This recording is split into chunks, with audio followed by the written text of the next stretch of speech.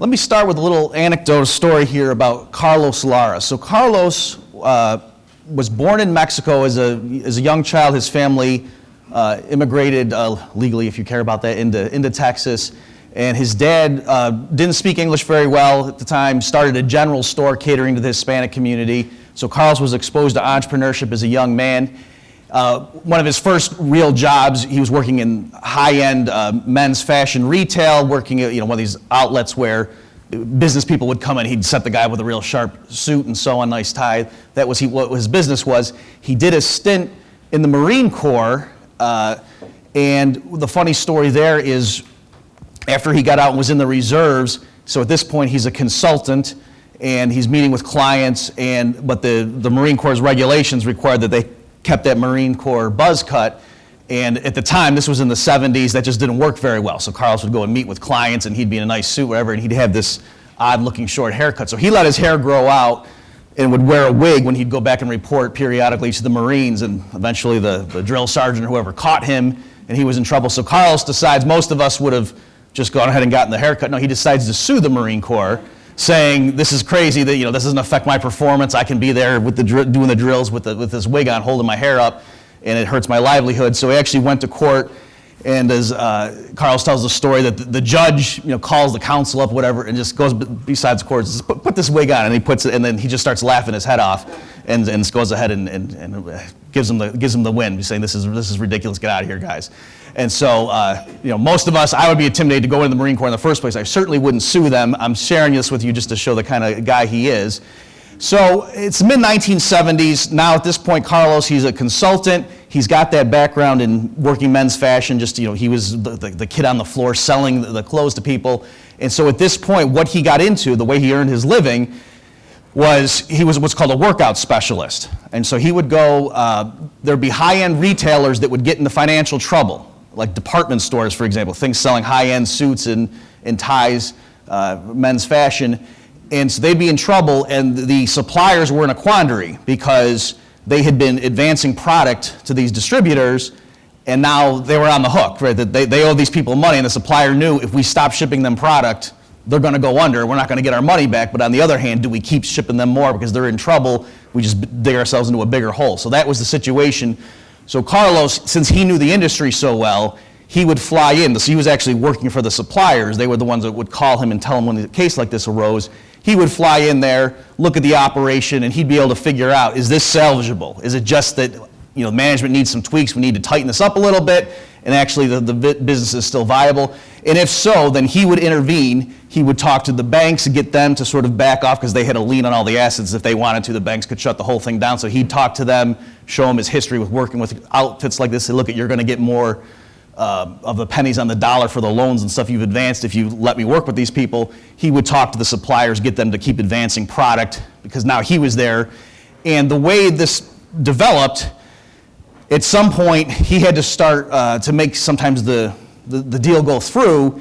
He would have to personally guarantee part of it, right? So he would tell the suppliers, okay, here's my personal, I've got a letter of credit from this commercial bank, and that's the way we'll get this to go through. So if something goes south, I'm there, I'm good for it. Okay, and so it was working well for a while, and he was a young man still at the time, and he was getting ready to retire early. Just to give you an idea of how successful he was living in Nashville, Tennessee. If you know the area, a lot of wealthy individuals there, a lot of gorgeous neighborhoods. He had built what at the time was like in the top 10 nicest houses in Nashville. All right, just to give you an idea, he was going to retire early, he was flying high. And then what happened, now we're in the late 1970s, and interest rates start rising. And then he starts getting caught up in this vicious spiral.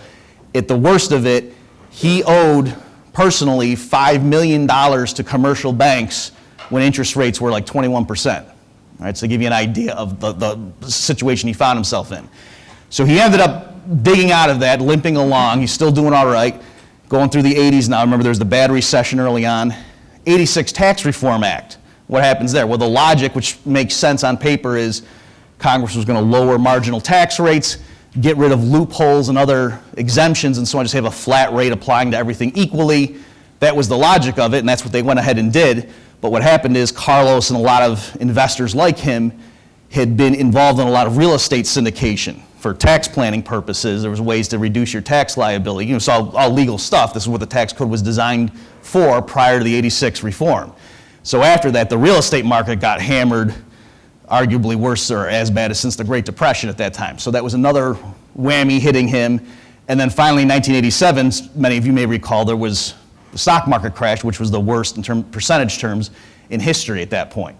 So all of these things hitting, within the course of a decade, it went from him being this guru, thinking he was on top of the world and a genius, making money, not even trying, getting ready to retire, to it took him a long time. He eventually crawled out of that hole just through hard work and diligence, but it took him a long time to dig out of that, strained his marriage, he was doubting himself, you question your self-esteem and so on at that point. And what ended up happening, how did he get out of this, is what he did because of these experiences. He went on a personal mission, and he said, I need to understand why does the economy do this? That it caught him completely off guard. He had high-priced tax attorneys, all kinds of financial advisors, and these events were just hitting him. He didn't see them coming. And so he went on a personal mission to figure out what's driving the economy, because clearly the stuff I learned in business school, all these degrees and so forth, these certifications I get for financial planning and whatnot, I obviously don't know. Nobody taught me this stuff, because it caught all of my buddies and me, caught us by surprise. What he ended up discovering was the work of Ludwig von Mises, which is going to be the talk I'm going to give to you today, to tell you the essence of Mises' thought.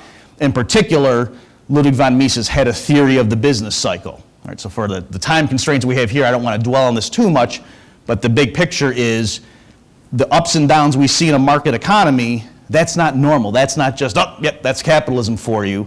No, that is interventionism for you. That's what happens when, in our current institutional framework, the central bank comes in, floods the market with cheap credit that pushes down interest rates to artificially low levels, and that gives a false signal to entrepreneurs. They get the signal from the market price system as if there's more savings around available for expansion and business investment, but really there isn't. The reason interest rates are dropping in this scenario is because the central bank is just creating money out of thin air, if you will. All right, and so that sets up a boom. For a while there's prosperity, but it's false. It's built on quicksand, and eventually in a typical cycle what happens, prices start rising, central bank gets skittish, they slow the rate of monetary inflation, interest rates shoot up. This is what happened in the late 70s, early 80s when Volcker, slammed the brakes.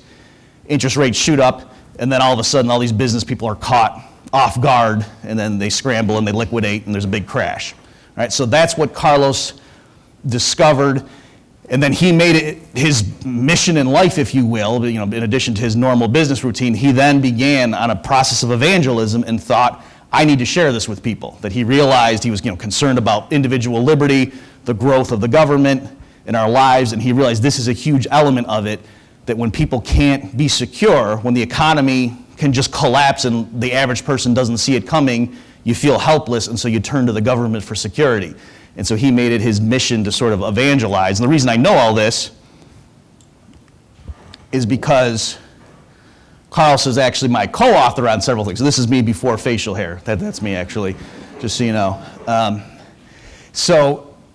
was in Nashville at the time. I don't live there anymore, but he's still there, and he was using a study guide to an economics treatise that I had written, and he was trying to really understand what's called fractional reserve banking and how is it the commercial banks expand credit and so on. Fairly technical stuff.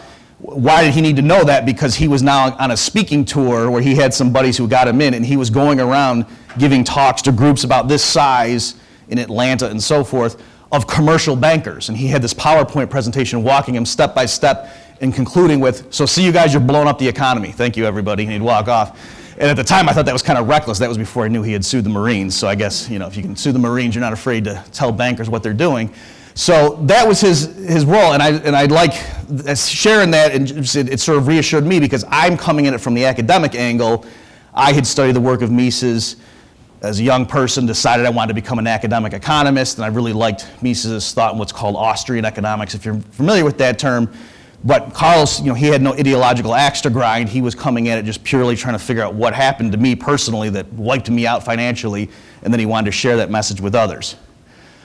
So this man, Ludwig von Mises, was considered the dean of the Austrian school, one of the giants of 20th century economic thought. And David Thoreau approached me and said, Bob, Mises' book Human Action, that's his magnum opus, and that's really the capping of his whole career. It's one of the most important economics books ever, David and I both agreed, but yet it's intimidating. It's not very accessible nowadays because it's over 900 pages long. Although Mises wrote it in English, it came out in 1949 originally. Although he wrote it in English, it still has a very Germanic style to it, long sentences, and Mises has a quite impressive vocabulary, so it's a bit intimidating. And so the point of this book choice that they asked me to write was sort of distill down the essence of Mises' thought. So as far as what we're talking about today, let me just hit some of the key elements that's contained in Mises' worldview that I think are relevant for the theme of today's seminar. So the first one is the cycle of interventions. So here what Mises is trying to get us to see is that there's a problem out there, right? The public doesn't like some element of the market economy. Something disturbs them, they don't think it's fair. They turn to the government, politicians want to curry favor with the public, so they promise, we're going to fix that thing. We'll just pass legislation, deal with that one issue. They go ahead and do that, and maybe it does, at least temporarily, seem to address that one particular problem, but then that causes unintended consequences. So further problems start sprouting up, and at that point, Mises says the politicians need to decide, are we going to admit we made a mistake and back off towards the laissez-faire market economy, or are we going to further intervene? Well, human nature being what it is, when's the last time a politician said, sorry, my mistake, right? So they further intervene, and it just further and further pushes you down that path where nobody's happy, right? It's the people who are for the interventions aren't happy with the outcome, and the people who are for a market economy aren't happy with it. And Mises says, really, ultimately, we have to make a choice. The public needs to decide, do you want to embrace full-blown planning, or do we want to have an institution of private property, market prices, and let the market outcome be what it is and engage in voluntary trades? That this logic of interventionism shows it's not really stable, trying to do piecemeal intervention to try to have a third way between socialism and capitalism, that's incoherent. So the example Mises used was price controls on milk. All right, that he said people see that milk's expensive, they want it to be affordable for poor households, so the government says, we'll just pass a law. We'll just say it's illegal to charge more than such and such for milk. Problem solved, right? We'll just take it away from those greedy capitalists, making milk accessible. Well, if you do that one intervention in the context of an overall market system, what happens is the farmers switch away and they stop selling milk, they start selling something else, right? Because they don't make what they needed to cover their costs. There was a reason the market price was what it was. And so if the government comes along and says, no, you can't charge that, you got to charge less, people go do something else. So milk disappears from the shelves. And this isn't academic, right? This is literally what's happening in Venezuela right now. People can't get toilet paper, all right? And that's because of the inflation and then the price controls on top of that the Venezuelan government imposed. So Mises says in this particular example that he's spelling out for the reader, what happens at that point? The government can admit its mistake, say, what's the only thing worse than having expensive milk is to have no milk at all for these poor households, so we'll get rid of the intervention, or they can push it further and say, well, how do we deal with this problem that the farmer doesn't want to sell milk now at the officially controlled price? Well, we can go in and put controls and all the inputs into that to make it cheaper for the farmer, so he can now, and you can just keep full-blown going through sector by sector, imposing more and more price controls towards outright planning. All right, so that's the logic, the example Mises would often use for this idea. In our time, I think the most obvious example of this is with healthcare and health insurance. That there's lots that people didn't like about that, and there's a whole history, decades of interventions where the government comes in, starts tweaking things to try to make it better, sets up further problems, the public is outraged, until you get to the point where now plenty of intellectuals, Nobel Prize winning economists like Paul Krugman and others, not just people like Bernie Sanders, are claiming the problem at this point is we don't need to have these private health insurance companies. Let's get them out of the way, just have the federal government pay for health care directly, get rid of the middleman, that's where it'll solve the problem, right? So you see the logic here where once the government started intervening in healthcare and health insurance markets, it was untenable. Nobody was happy with that outcome, and so the logic is, do we go back towards freedom or do we go towards more outright planning? Now, to understand the passion with which Mises would address the public, there's another element you need to know of his worldview, which is consumer sovereignty. So here, it's not just that Mises said, you know what, the market economy is more efficient, and if you want to have 13% more widgets, you should have private property and socialism will fail. That's not what it was. If that's all it were, he would just be a competent economist and he'd probably write for his fellow economists and he wouldn't really address the public. But the reason Mises was so passionate about this and the reason today so many people of a libertarian bent still read his work and share it is this idea of consumer sovereignty. So the point is that Mises says, look, the socialists of the late 1800s, early 1900s, one of their catchphrases was economic democracy. That they thought, look at what's the revolution in political thought and political systems. We've gone from having an aristocracy or monarchy to democracy, right? Spreading political power among the masses, not just concentrated in the hands of the few. And so the socialists were telling people that's why you should embrace socialism. Let's have economic democracy where the people have the power, not this narrow group of fat cat capitalists. But Mises says that's a misdiagnosis, that what actually happens in the market economy, it's not that the captains of industry are really in charge, the consumers are. So to give you a silly example, let's say there's somebody who runs a car company, the owner who has all the means of production, as the Marxists would say. In a sense, that person can make the decision. He can decide whether all the cars coming out are going to be purple. Maybe that's his favorite color, so he's going to make thousands of cars that are purple, and that's what I'm going to do. Well, if he did that, he wouldn't very long be in charge of that car company, right? He would go out of business. And so Mises has stressed that the way you get rich in a market economy is mass production for the masses, that the most capable, ambitious, greedy, if you will, people in a market economy, they sit up at night wondering, how do I make my customers happy? How do I bestow benefits on as many people as I can in the context of market prices? And so that was a crucial element in his thought.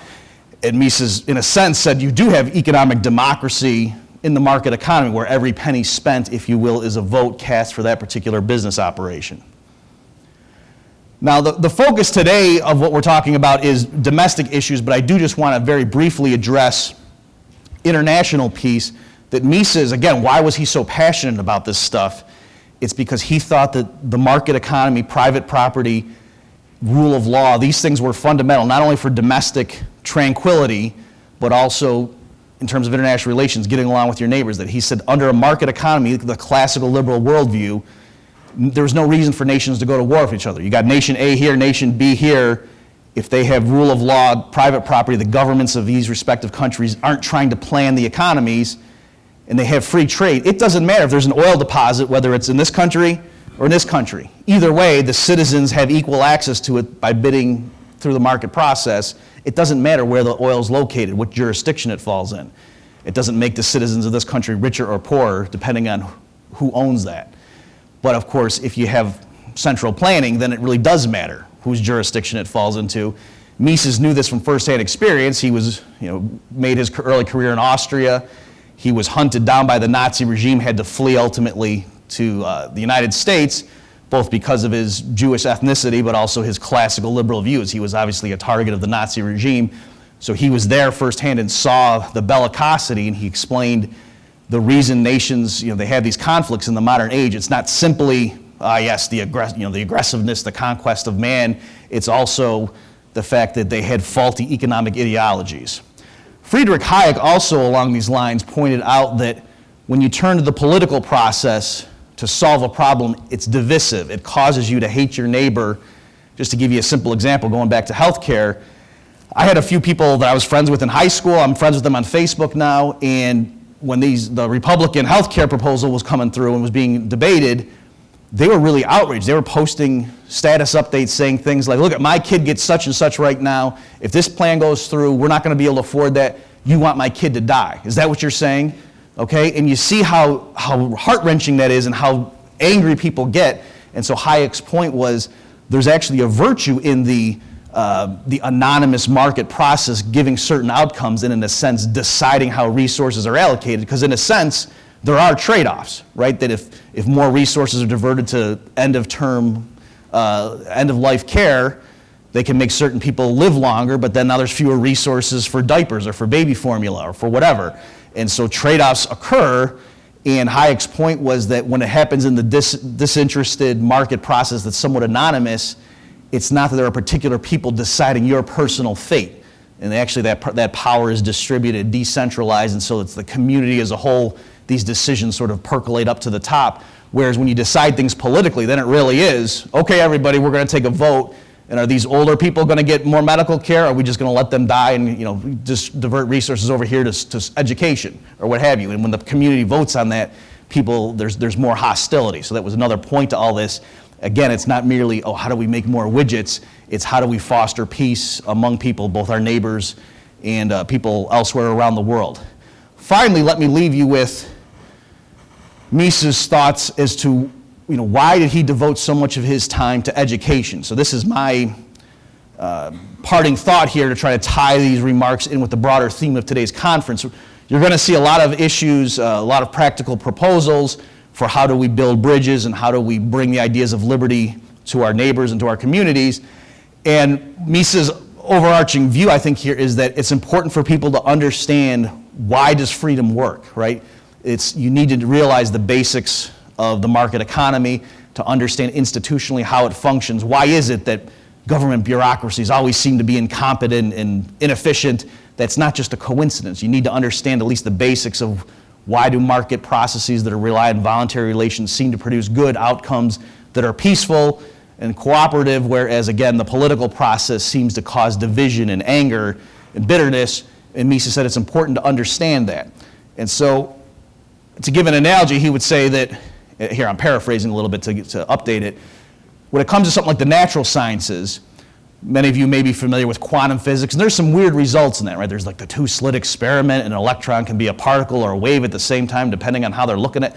A lot of weird stuff that the average person might say, that's a bunch of hooey, I don't even get into that stuff.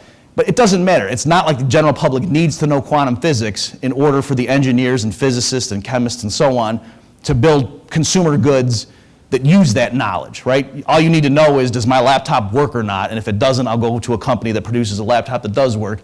So the market can get by and work even if the public doesn't endorse the latest findings in this particular discipline. Whereas in economics, Mises said it's not like that. If the general public in Venezuela doesn't know that the reason we don't have toilet paper on the shelves is because of the price controls, if instead they've been thinking, it's because foreign regimes are shorting our currency, or they may be fooled into thinking it's other forces and not realize the true cause, that's what allows politicians to stay in power by making these promises. So in that spirit, then, let me just leave you with this quote from Mises, where he's saying why it's the duty of everyone to learn at least the basics of economics. There's no means by which anyone can evade his personal responsibility. Whoever neglects to examine to the best of his abilities all the problems involved voluntarily surrenders his birthright to a self-appointed elite of supermen.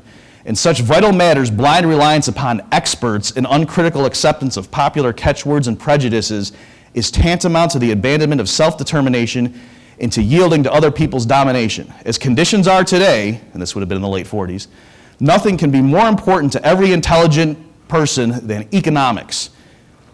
His own fate and that of his progeny is at stake. So no pressure, everybody, but there you go. Thanks for your attention.